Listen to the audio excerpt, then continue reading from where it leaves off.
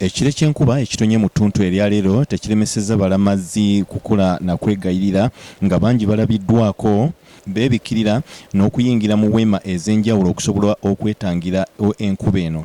Wadde byonna bikoleddwa naye bo abalamazi basigadde ku mulamwa gwabwe nga n'abasinga bakyeyongera okuyika ku kiggwa wano eky'Abakatuliki wano e Bulooli. Ab'ebyokwerinda bakola ekisoboka okukuuma embeera yonna era okuyingira omuntu amala kwazibwa okwegayirira saako okwesengereza abajulizi n'abatuukirivu ab'enjawulo be baana baliwo wadde ekire ky'enkuba kibadde kitonye. Mu kiseera kino abalamazi bakyeyongera ku kiggwa bangi bakyali mu kkubo naye nga wonna abalamazi bakutte ebibanja ng'enjogera y'ennaku zino bw'eri.